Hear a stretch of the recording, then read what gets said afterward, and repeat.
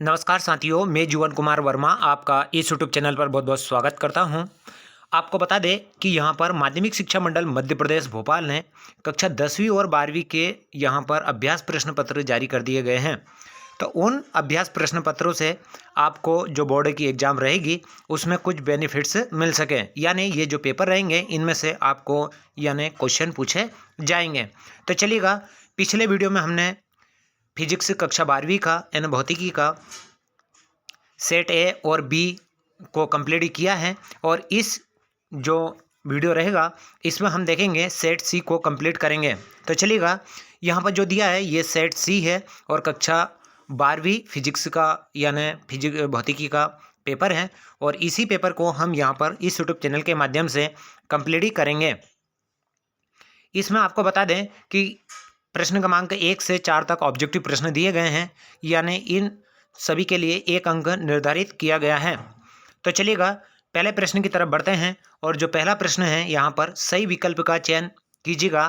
पहला है, एक कूलम्ब आवेश में इलेक्ट्रॉनों की जो संख्या होती है वो कितनी होती है। तो इसका जो राइट आंसर होगा वो आपको बता दें कि यहाँ पर बी वाला राइट आंसर होगा। दूसरा है, अतिचालक पदार्थ की चालकता होती है, तो क्या होती है, अनंत होती है। तो इसका ए वाला राइट आंसर होगा। तीसरा है, विद्युत चुम्बकीय प्रेरण में प्रेरित विद्युत वाहक बल निम्न से स्वतंत्र होगा। तो कुंडली का प्रतिरोध यानी डी वाला इसका राइट आंसर होगा। इसी के बाद में अगला देखेंगे, 20 सेंटीमीटर फोकस दूरी वाला अवतल लेंस और 25 सेंटीमीटर फोकस वाला उत्तल लेंस संपर्क में रखे हैं, संयोजन की फोकस दूरी होगी। तो यहाँ पर चौथे का जो सी वाला राइट आंसर होगा, यानी -100 सेंटीमीटर। इसी के बाद में चलिएगा, इस प्रकार से आप देख लीजिएगा इन प्रश्नों को, 4th कंप्लीट हो चुके हैं। इसी के बाद में 5वें नंबर का देखेंगे। 5वें जो दिया है, 600 वोल्ट विभवांतर से त्वरित इलेक्ट्रॉन से संबंधित तरंग की तरंग दैर्घ्य होती है। तो इसका जो राइट आंसर होगा वो होगा हमारा सी वाला, इसका राइट आंसर होगा। इसी के बाद छठा दिया है, परमाणु स्वयं में होता है। तो इसका जो राइट आंसर होगा, ये परमाणु क्या होता है, उदासीन होता है, सी वाला राइट आंसर होगा। 7वां दिया है, परमाणु के नाभिक में अवश्य होता है। तो क्या होता है, उसमें प्रोटॉन होता है। तो यहाँ पर इसका ए वाला राइट आंसर होगा। इस प्रकार से ये थे इसके ऑब्जेक्टिव प्रश्न यानी प्रश्न क्रमांक 1 के। तो सभी छात्र इनको कंप्लीट ही देख लीजिएगा। चलिएगा, अगले प्रश्न की तरफ बढ़ते हैं और अगला जो प्रश्न है वहाँ पर जो दिया है, हमें रिक्त स्थानों की पूर्ति कीजिएगा, वाक्य पूर्ण कीजिएगा। पहला है, एक सेल के दोनों इलेक्ट्रोडों के बीच की दूरी बढ़ाने पर सेल का आंतरिक प्रतिरोध बढ़ जाता है। तो पहले में क्या आएगा, बढ़ जाता है। तो पहले वाले में, पहले रिक्त स्थान में आएगा बढ़ जाता है। चलिए अगले की तरफ बढ़ते हैं। दूसरा, चुंबकीय फ्लक्स में परिवर्तन की दर खाली स्थान के समानुपाती होती है। तो प्रेरित विद्युत वाहक बल के, तो क्या आएगा इसमें, प्रेरित विद्युत वाहक बल, यानी दूसरे में क्या आएगा, प्रेरित विद्युत वाहक बल। चलिए तीसरा देखेंगे, किसी लेंस को उसके पदार्थ के अपवर्तनांक वाले द्रव में डुबाने पर उसकी फोकस दूरी तो क्या हो जाती है, अनंत हो जाती है, अनंत हो जाती है। क्या हो जाती है, अनंत हो जाती है। अगले प्रश्न की तरफ बढ़ेंगे, व्यतिकरण के लिए दोनों तरंगों की आवृत्ति होनी चाहिए। तो चौथे का समान, क्या आएगा, समान होनी चाहिए। चलिए 5th देखेंगे, प्रोटॉन का विराम द्रव्यमान खाली स्थान होता है। तो कैसा होता है, शून्य होता है। क्या आएगा, शून्य। अगला दिया है, छठा, नीच अर्धचालक में खालिस्तान परमाणु का अपमिश्रण करके एन प्रकार के अर्धचालक प्राप्त किए जाते हैं। तो पंच संयोजी यानी जिनकी संयोजकता क्या होती है, 5 होती है, उनको मिलाकर एन प्रकार के अर्धचालक बनाए जाते हैं। तो क्या आएगा, पंच संयोजी। अब पंच संयोजी कौन कौन से होते हैं, जिनकी वैलेंसी यानी नाइट्रोजन, फास्फोरस, आर्सेनिक, इस प्रकार की जिनकी वैलेंसी कितनी होती है, 5 होती है। चलिएगा अगला देखते हैं। 7वां दिया है, पी एन संधि पर खालिस्तान बायस अनुप्रयुक्त किए जाने पर इसकी अवक्षय परत की मोटाई बढ़ जाती है। तो इसमें क्या आएगा, पश्चदेशिक। क्या आएगा, पश्चदेशिक। पश्य देशिक। तो ये थे प्रश्न क्रमांक 2 के रिक्त स्थानों की पूर्ति कीजिएगा। चलिएगा अगले प्रश्न की तरफ बढ़ते हैं। एक वाक्य में उत्तर दीजिएगा। पहला है, किसी प्रत्यावर्ती धारा का शिखर मान 0 है, एक पूर्ण चक्र में इसका औसत मान कितना होगा? तो कितना होगा? 0।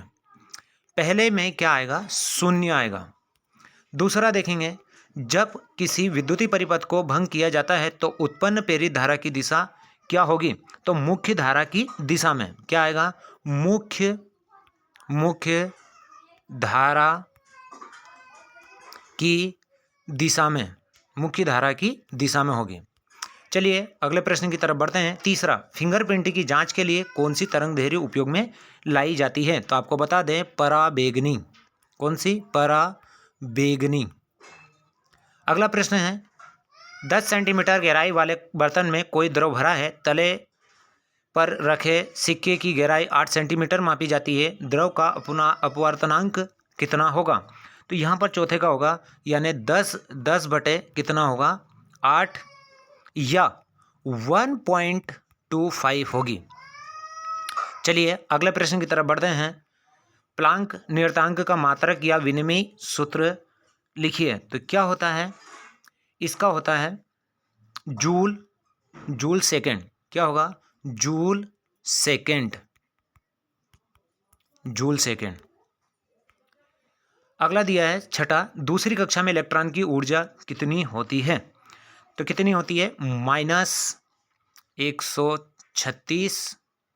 चलिएगा मैं फिर से लिख देता हूँ। कितनी होती है? दूसरी कक्षा में इलेक्ट्रॉनों की ऊर्जा कितनी होती है?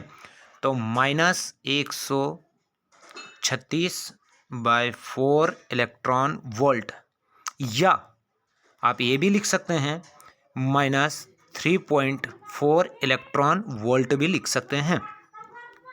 अगला प्रश्न है, AND गेट के लिए बुलियन व्यंजक क्या होगा? तो आपको बता दें, पहले सेट में भी आ चुका है। y = क्या होगा? 1a/b। इस प्रकार से लिख सकते हैं, ऐसे बाहर करके। ठीक है, तो ये थे एक शब्द में उत्तर दीजिएगा। चलिएगा अगले प्रश्न की तरफ बढ़ते हैं और अगला प्रश्न है चौथा, सही जोड़ी मिलाकर लिखिए। खंड आ और खंड बा से हमें मिलाना है। तो चलिएगा पहला जो दिया है, पहला है 10⁴ गैस। इसका जो राइट आंसर होगा वो होगा डी वाला 1 टेस्ला। दूसरा है 10⁸ मैक्सवेल। इसका होगा ए वाला राइट आंसर। तीसरा है चुंबकीय आघूर्ण। इसका होगा बी वाला राइट आंसर, AM⁴2। चौथा दिया है चुंबकनशीलता की तीव्रता। चौथे का जो राइट आंसर होगा वो ई वाला राइट आंसर होगा। इस प्रकार से थी ये खंड आ की सही जोड़ियाँ। इनको कंप्लीटली आप देख लीजिएगा। अगले प्रश्न की तरफ बढ़ते हैं और प्रश्न है खंड आ और खंड बा से मिलाना है। पहला दिया है अवरक्त किरण। इसका बी वाला ऊष्मीय गुण। पराबैंगनी किरण, इसका ए वाला ओजोन मंडल द्वारा अवशोषण। यानी पराबैंगनी को जो ओजोन होती है उसका जो सूत्र होता है O3, उसके द्वारा अवशोषित कर लिया जाता है। तीसरा है गामा किरणें। इसका राइट आंसर होगा सी, सर्वाधिक भेदन क्षमता। इस प्रकार से थी ये सही जोड़ियाँ, जिनको आप कंप्लीटली देख लीजिएगा और यहाँ पर करने का प्रयास भी कीजिएगा। अगले जो दिए हैं प्रश्न हैं, इन प्रश्नों को मन से आप हल करने की कोशिश करिए, अभ्यास करिए, और अगले वीडियो में इनके जो आंसर रहेंगे वो आपको इस यूट्यूब चैनल के माध्यम से कंप्लीटली करा देंगे। और आपको एक बात पुनः बता दें कि आपने दोस्तों और फ्रेंड्सों को भी इस वीडियो को शेयर करें। इसी के साथ जय हिंद, जय भारत।